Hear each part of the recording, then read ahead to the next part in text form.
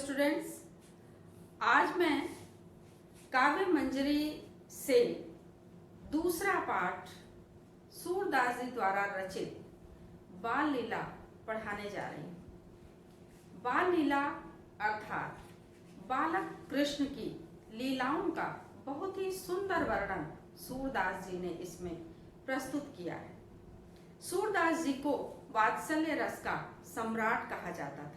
हिंदी में 9 रस थे, लेकिन एक 10वां रस इसमें रखा गया। सूरदास जी ने जो बाल लीलाओं का वर्णन किया है, कृष्ण की बाल लीलाओं का अद्भुत वर्णन है इसमें। तो इन बाल लीलाओं को देखकर अंत तक एक अन्य रस, वात्सल्य रस को स्थान दिया गया और सूरदास जी को वात्सल्य रस का सम्राट कहा गया। तो एक बच्चे को देख करके किसी के भी मन में, वैसे तो माँ के मन में जो ममता का भाव उत्पन्न होता है उसे वात्सल्य भाव कहते हैं, लेकिन बच्चे को देख करके किसी के भी मन में वात्सल्य भाव उत्पन्न हो सकता है।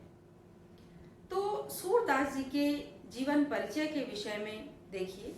सूरदास जी का जन्म सन 1478 में रुनकता गांव में हुआ था। इनकी मृत्यु सन 1563 में हुई थी और इनके गुरु थे वल्लभाचार्य जी। इनके संबंध में कहा जाता है कि ये जन्मांध थे, लेकिन विद्वानों में इस बात को लेकर के बहुत अधिक मतभेद है कि ये जन्मांध थे अथवा बाद में अंधे हुए।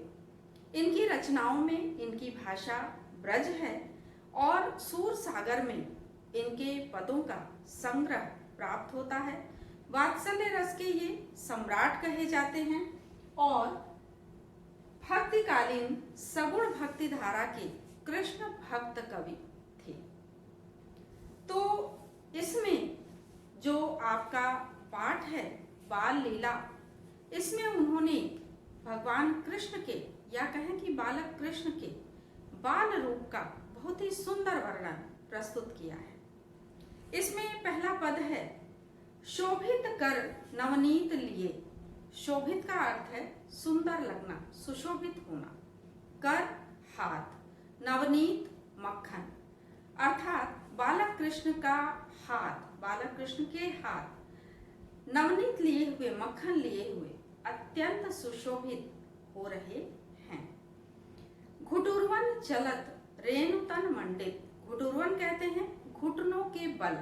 बालक कृष्ण घुटनों के बल चल रहे हैं, अर्थात उनकी आयु बहुत ही कम है, बहुत छोटे हैं, क्योंकि वो घुटनों के बल धरती पर चल रहे हैं। रेणु कहा जाता है धूल को। धूल उनके शरीर पर, तन कहते हैं शरीर को, और मंडित, मंडित यानी सुशोभित होना। तो धूल उनके शरीर पर लगी हुई है और शरीर पर लगी हुई धूल के कारण उनका शरीर जो है अत्यंत सुशोभित हो रहा है। मुख दधि लेप किए, और मुख जो है, चूंकि उन्होंने दही खाया है तो मुख पर दही का लेप लगा हुआ है। चारु कपोल लोल लोचन। चारु कहते हैं सुंदर, कपोल गाल, लोल चंचल, लोचन नेत्र। कृष्ण के गाल अत्यंत सुंदर हैं और नेत्र चंचल हैं, अर्थात बच्चों के नेत्रों में चंचलता ही सुंदर लगती है। स्थिर नेत्र बच्चों के अच्छे नहीं लगते। बच्चे हैं, उनमें बालपन दिखाई देगा, बालकपन होगा, तो उनके नेत्रों में चंचलता अवश्य होगी। तो कहा गया कि कृष्ण के, बालक कृष्ण के हाथ मक्खन लिए हुए अत्यंत सुशोभित हो रहे हैं, घुटनों के बल वो चल रहे हैं, जिसके कारण उनके शरीर पर धूल लिपटी हुई है और धूल लगा हुआ उनका शरीर अत्यंत सुंदर दिखाई दे रहा है। मुख पर दही खाने के कारण दही का ही लेप लगा हुआ है। उनके गाल अत्यंत सुंदर हैं, नेत्र अत्यंत चंचल हैं। गोरोचन तिलक दिए। गोरोचना का तिलक उनके माथे पर लगा हुआ है।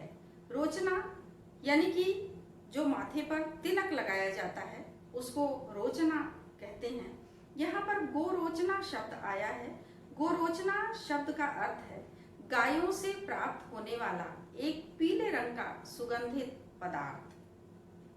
कहा जाता है कि गायों के पित्ताशय में जो पथरी वगैरह होती है उसको गोरोचना कहते हैं। गायों की मृत्यु के उपरांत इनको प्राप्त किया जाता है और कुछ लोग ऐसा भी कहते हैं कि पित्त से ही निर्मित होता है, लेकिन मस्तक में गोरोचना प्राप्त होता है। तो गायों की मृत्यु के पश्चात ये निकाला जाता है और अत्यंत सुगंधित पदार्थ होता है जो तिलक वगैरह लगाने के काम आता है। तो गोरोचना का तिलक बालक कृष्ण के माथे पर लगा हुआ है। आप लोग केवल गोरोचना माथे पर लगी हुई है, गोरोचना का तिलक माथे पर लगा हुआ है, ये वर्णन करेंगे। अर्थ हुआ गायों से प्राप्त होने वाला पीला सुगंधित पदार्थ। फिर है लट लटकन मनोमत्त मधुप गण। लट लटकन, लटें जो घुंघराली लटें हैं बालक कृष्ण की, वो उनके चेहरे पर लटक रही हैं।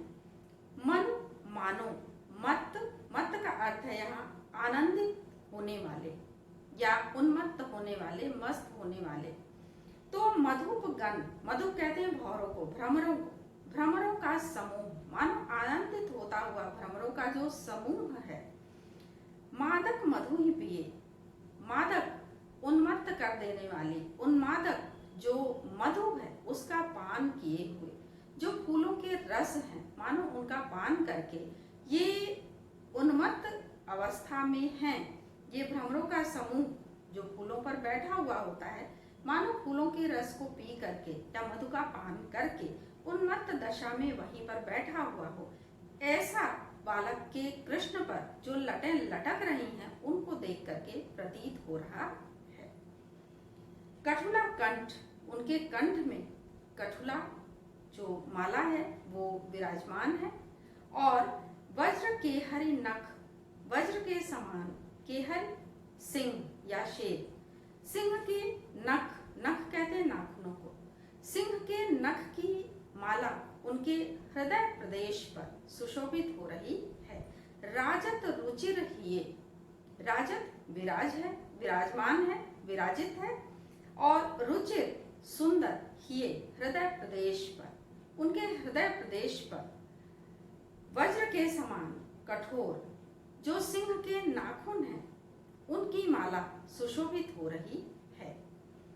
धन्य सूर एको पल इह सुख, सूरदास जी कहते हैं कि एक पल को प्राप्त होने वाले इस सुख के सम्मुख का सत कल्प जिए, सत यानी सात, सात कल्पों तक के जीवन का कोई फायदा नहीं है, 7 जन्मों तक का सुख नहीं चाहिए इस एक पल के सुख के सम्मुख।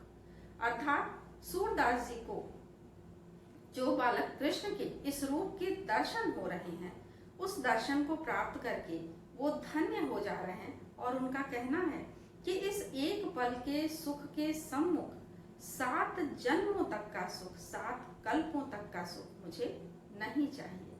क्या फायदा 7 कल्पों तक के जीवन का अगर एक पल में ही हम धन्य हो जा रहे हैं तो इस तरह से बालक कृष्ण के बाल सौंदर्य का वर्णन इसमें सूरदास जी ने किया है। दूसरा पद देखिए, कहन लागे मोहन मैया मैया। अब दूसरे पद में बालक कृष्ण की अवस्था थोड़ी सी बढ़ गई है, थोड़े बड़े हो गए हैं, बोलने लगे हैं। तो उस समय अब माँ को, माता यशोदा को मैया मैया कह करके पुकारते हैं। नंद महर्षो बाबा बाबा, और नंद को जो नंद बाबा हैं, नंद जो उनके पिता थे, उनको वो बाबा कह करके संबोधित करते हैं। और हलधर सो भैया, और जो हलधर हैं, जो बलराम हैं, उनको भैया कह करके पुकारते हैं। ऊंचे चढ़ चढ़ कहत जसोदा ले ले नाम कन्हैया। और जब वो खेलने के लिए बाहर जाने लगते हैं तो घर में से ही, घर के बाहर जो बरामदा इत्यादि होता है वहां से वो सीढ़ियां उतर करके खेलने जाने लगे हैं और वहां ऊंचाई पर खड़ी माता यशोदा कन्हैया नाम ले लेकर के उनको पुकारती हैं और पुकारते हुए उनसे कह रही हैं, दूर खेलन जनी जाहु ललारे, दूर खेलने के लिए मत जाना, हे लाल दूर खेलने के लिए मत जाना, मारेगी काहू की गया, अन्यथा हो सकता है किसी की गाय तुम्हें उठा करके पटक दे, तुम्हें चोट लग जाए, तुम्हें मार दे, धक्का दे दे, तो इस तरह से तुम्हें चोट लग जाएगी, इसलिए बहुत दूर खेलने के लिए मत जाना, घर के आसपास ही यानी लोगों की निगरानी में, लोगों के संरक्षण में ही खेलना। गोपी ग्वाल करत कौतूहल, घर घर बजती बधाया।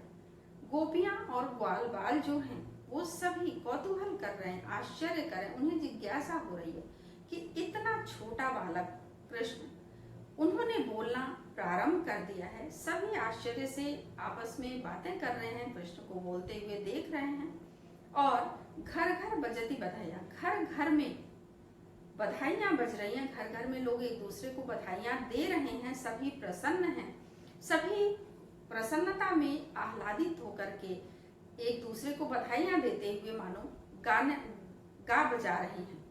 बधाइयां बजना जो है वो एक दूसरे को बधाइयां दे रहे हैं और मानो बधाइयां बजाते हुए गा रहे हैं।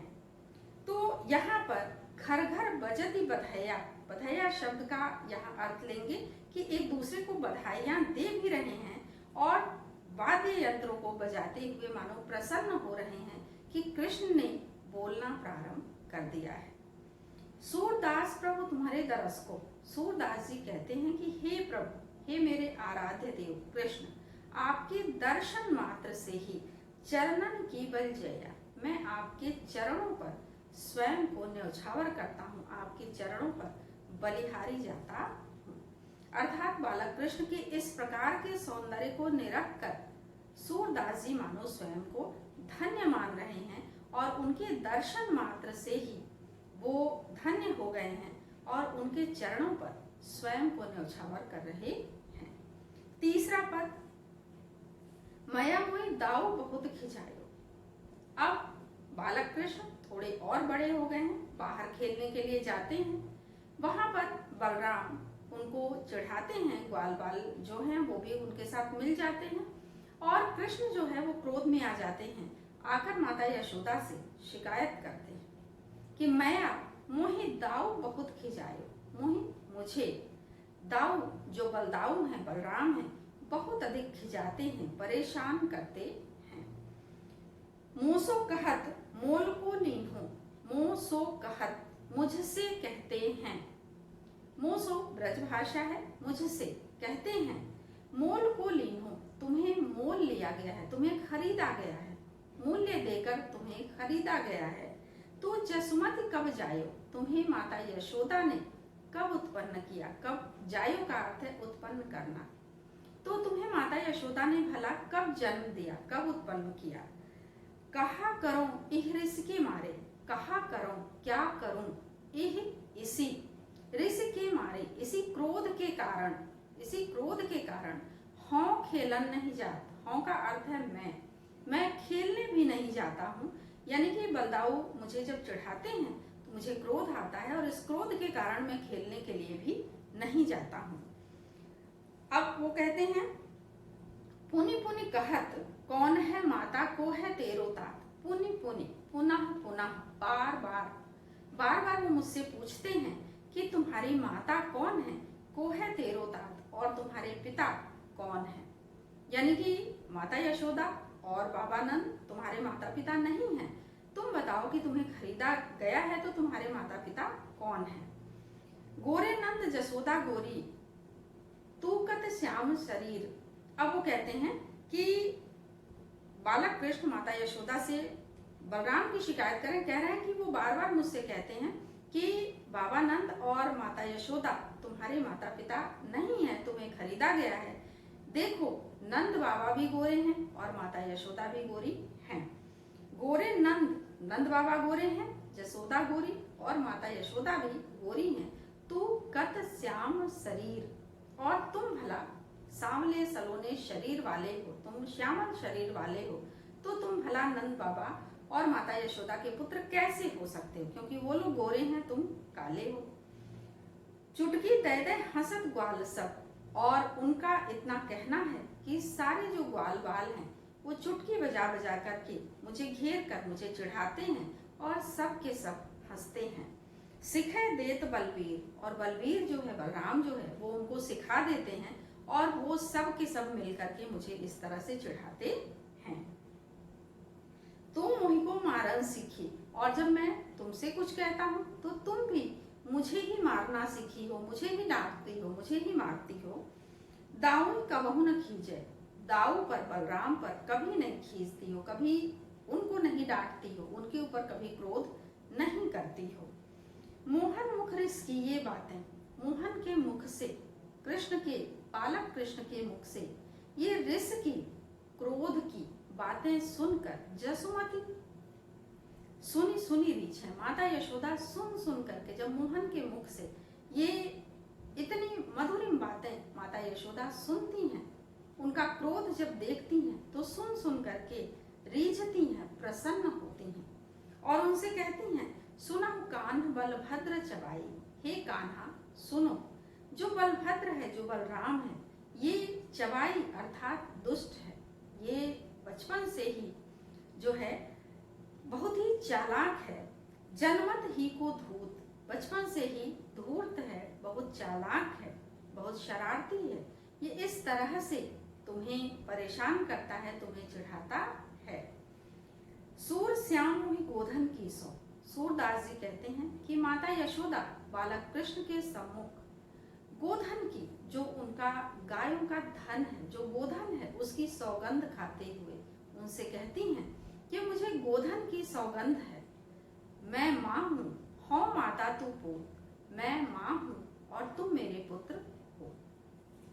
तो इतना सुंदर वर्णन बालक कृष्ण की बाल्यावस्था का, जैसा कि सूरदास जी ने किया है, अन्य किसी के द्वारा संभव नहीं है।